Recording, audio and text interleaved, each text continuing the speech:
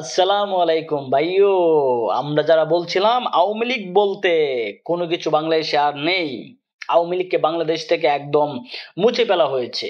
আওয়ামী লীগ আর বাংলাদেশে ফিরে আইতো না। আমরা যারা জোর গলায় মিডিয়ার সামনে এসে এরকম কথা বলছিলাম, আজকে তাদের জন্য একটা প্রশ্ন। 13 তারিখ বাংলাদেশের সাবেক প্রধানমন্ত্রী শেখ হাসিনা, যিনি গণহত্যা মামলার সাথে জড়িত এবং প্রধান আসামি, ওনার 13 তারিখে আমরা রায় শুনতে পারবো যে কোন দিন এই গণহত্যা মামলার রায় দেওয়া হবে। ঠিক তাকেই কেন্দ্র করে কিন্তু আওয়ামী লীগ একদম তাদের মনের মতো কইরা, ইচ্ছা কইরা এবং সুনির্দিষ্ট পরিকল্পনা কইরা কিন্তু তারা একদম বাংলাদেশকে অচল করার জন্য যে সুনির্দিষ্ট প্ল্যান আছে, এটা কিন্তু আওয়ামী লীগ ইতিমধ্যে তৈরি করে ফেলেছে। আর এই প্ল্যানটা শোনার পরে কিন্তু বাংলাদেশের সাধারণ মানুষের মাথায় নষ্ট হয়ে গিয়েছে, এবং অন্য অন্য দলের যারা আছে তারা তো আছেই। তার মধ্যে হচ্ছে যে এনসিবির যে ছাত্র জনতা আছে, তারাও কিন্তু মাথায় একদম সমস্যায় তৈরি হয়ে গিয়েছে। কারণ সেই আওয়ামী লীগ যদি আবার বাংলাদেশের মাটিতে ফিরে আসে, তাহলে যারা শেখ হাসিনাকে তাড়ানোর জন্য বা শেখ হাসিনাকে ক্ষমতার থেকে নামানোর লাগিয়া যে লঙ্গি বাইন্দা কোমরের মধ্যে যে তোমরা চেষ্টা করছিলা, তোমরা কিন্তু প্রথমে ধরবো। আওয়ামী লীগ কিন্তু প্রতিশোধ নেওয়ার লাগে কিন্তু এক নাম্বার। এটা যদি আমরা ভুলিয়া যাই তাহলে কিন্তু হইতো না। শেখ হাসিনার বাপ যখন মরে গেছিল, শেখ মুজিবুর রহমান, এটা আমরা সকলেই জানি। কিন্তু কত বছর পরে শেখ হাসিনা কিন্তু এটা প্রতিশোধ নিছে, একটা একটা দইরা কিন্তু ফাঁসির মঞ্চে ঝুলাইছে। ঝুলাইছে না? ঝুলাইছে। ঠিক তোমরাও সেই অবস্থায় হইব। এবং এই 13ই নভেম্বর যেন সারা বাংলাদেশের ভিতরে একটা বিশৃঙ্খলা সৃষ্টি হইব। গ্রাম থেকে শুরু করে প্রত্যেকটাই সাধারণ কর্মী এবং নেতা কর্মীরা যারা এখনো বাংলাদেশে আছে, তারা কিন্তু ঢাকায় আইসা বইটা বানাইতেছে। বিএনপিরা আছে কি, তারা নমিনেশন নিয়া যে আমারে নমিনেশন দিল না, তারে দিয়ে দিল, আমি এই 17টা বছর এন করলাম তেন করলাম, আমারে দিছে না, দিয়ে দিছে কারে, যে এবার আওয়ামী লীগের সাথে তাইকে টিয়া কামাইছে, আজকে বাসায় টিহা দিতে পারছে, তারই নমিনেশন দিয়ে দিছে, আমারে দিছে না। তারা কিন্তু আছে দলের ভিতরে একটা কুন্দল সৃষ্টি লইয়া, দলের ভিতরে যে বিশৃঙ্খলা আছে এটা নিয়ে কিন্তু বিএনপি এখন বেশি ব্যস্ত। জামাত আছে কি, জামাত আছে যে গণভোট নিয়া, যে গণভোট হইব কখন, জুলাই সনদ কখন বাস্তবায়ন হইব, ঠিক এরই সবগুলা ফাঁকির দা কিন্তু আওয়ামী লীগ পিল পিল পিল পিল কইরা যখন আওয়ামী লীগ ভিতরে ঢুকে গেছে, হট করে যখন মনে করো যে 13 তারিখ, 13 তারিখ যখন হট করে সব একসাথে মাথা বাসায় দিব ঢাকা শহরে, তখন কিন্তু কেউ ফালানি সুযোগ পাইতো না। কারণ আওয়ামী লীগের কথা হইছে, এই আন্দোলনটা কইরা যদি মনে করো আন্তর্জাতিক মিডিয়াগুলারে বাংলাদেশের ঢাকার দিকে ফোকাস করা যায়, তাহলে আন্তর্জাতিক মিডিয়াগুলো কিন্তু শেখ হাসিনারে আবার বাংলাদেশ আনার লাগে কিন্তু আন্তর্জাতিক ভাবে যত নেতা কর্মী আছে, ডোনাল্ড ট্রাম্প থেকে শুরু করে সবাই কিন্তু চাইতেছে শেখ হাসিনা আবার বাংলাদেশে আয়ুক, আয়া আবার বাংলাদেশের প্রধানমন্ত্রী হোক। এই আন্তর্জাতিক বা পশ্চিমাদের যে দৃষ্টিভঙ্গি আছে, এটা যদি খালি ঢাকার দিকে আনতে পারে, একবার তুলতে পারে, একটা যদি ভালো আন্দোলন করতে পারে, তাহলে এইটাই হচ্ছে আওয়ামী লীগের লাগে একটা প্লাস পয়েন্ট। এই যে একটা প্লাস পয়েন্ট, এইটা কোথায় থেকে শুরু হয়েছে পরিকল্পনাটা? আমরা মনে করি যে বাংলাদেশে আওয়ামী লীগ নাই, আওয়ামী লীগের সেলা ফেলা সব পালায় গেছে।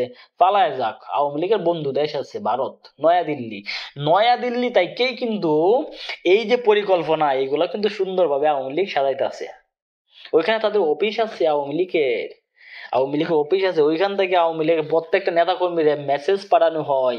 তুমি গাজীপুর, গাজীপুর এরিয়াটাকে দেখবে, তুমি দেখবে হইতেছে মিরপুর, তুমি দেখবে হইতেছে নারায়ণগঞ্জ। এইরকম ভাবে কিন্তু তারা প্রত্যেকটা নেতা কর্মীকে মেসেজ দিয়ে দিছে, তোমার এই এরিয়াটা, তোমার নেতা কর্মীদেরকে নিয়ে এই এরিয়াটা তুমি ওসল করবা, মহাসড়ক গুলাকে ওসল করবা। এবং এই 13 তারিখ কিন্তু আওয়ামী লীগ বোমা বিস্ফোরণ করবে, ককটেল ফুটাইবে। এবং তাদের যে আগ্নি অস্ত্র আছে, গুলি আছে, বন্দুক আছে, পিস্তল আছে, রাইফেল আছে, যেগুলো ইন্ডিয়া থেকে আইছে বা আগের থেকে তার কাছে আছে, যেগুলা জুলাই আগস্টে যেগুলা পুলিশের কাছ থেকে চুরি হয়ে গেছিল, এগুলো কিন্তু আওয়ামী লীগের কাছে এখনো আছে। এইগুলা দিয়েই কিন্তু গুল্লাইব, গুললে একদম তছনছ করে লাইব। আওয়ামী লীগ এমন একটা দল, যে দলটারে মনে করো যে একটু সুযোগ দিবা, সে টপ করে উঠে দেবো টপ লেভেলে। এখন অন্তর্বর্তীকালীন সরকার কি করবো, ইউনুস কাকু কি করবো, কারণ ইউনুস কাকুর তো এমনি ঘুম হারাম। ওনার উপদেষ্টারা এই মুহূর্তে কইতাছে যে নির্বাচন দেওয়া যাইতো না, নির্বাচনের কোনো সুযোগ নাই, আরো সমস্যা আছে, নানান সমস্যা আছে, এই জন্য নির্বাচন এখন দেওয়া যাবে না, আরো পিছাইতে হইতে পারে। তারা কিন্তু এই চিন্তায়, তারা দাম হইতেছে আমরা আর কিভাবে 1.5 বছর ক্ষমতায় থাকতে পারবা। এই ইউনূস সরকারকে ব্যর্থ করার লাগে কিন্তু আওয়ামী লীগের আরেকটা পরিকল্পনা আছে। কারণ পশ্চিমা মিডিয়াগুলো যদি দেখে যে ঢাকা এই আন্দোলনগুলো হইতাছে এবং ইউনূস সরকারকে চায় না, তারা আবার সেই হাসিনারই চায়, তাইলে কিন্তু আবার এই আন্তর্জাতিকভাবে কিন্তু ইউনূস সরকারকে চাপ দিবে। ইউনূসের কিন্তু আন্তর্জাতিকভাবে এখন আর অতটা মূল্যায়ন নাই। আমরা ভাবছিলাম বাংলাদেশের সাধারণ মানুষের জানমালের নিরাপত্তা কিন্তু ইউনূস সরকার নিয়ে নিছে। ইউনূস সরকার কিন্তু তার কাম সে কইরা লাইছে, সে আর কোনো সমস্যা নাই। যারা উপদেষ্টা আছে তারাও কিন্তু মনে করো যে একদম গুটায়া পুটায়া তারাও কিন্তু একদম বাউ হয়ে গেছে। কার লাগে বাউ হয়ে গেছে?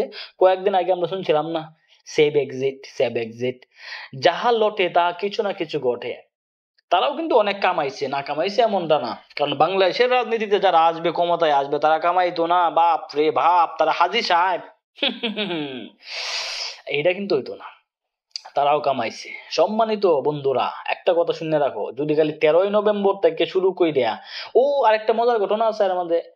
মজার ঘটনাটা হইতাছে, সেনাবাহিনী যে সদস্য আছেন 50% সদস্যরা তারা আবার রিটার্ন করে ক্যাম্পে নিয়ে গেছে রেস্ট দেওয়ার জন্য। এবং যে পুলিশ লীগ আছে, পুলিশ বাহিনী আছে, এই পুলিশ বাহিনী কার?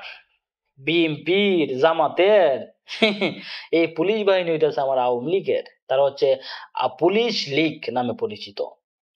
বাংলাদেশের যদি যতগুলো পুলিশ আছে এখন, সদস্য আছে, এর ভিতরে মনে করো 100%-এর মধ্যে 90% হচ্ছে আওয়ামী লীগের রক্ত কিন্তু তারা শৈল্য আছে। এই পুলিশ সদস্য বা পুলিশ লীগ দিয়ে তুমি দেশকে নিরাপত্তা রাখবা? যদি আওয়ামী লীগ খালি একটু ফুস করে উঠে, পুলিশ করবো আমরা চা খাই, সমস্যা কি? তারা চা খাইবো না, আওয়ামী লীগের মতো করে কাজ করব।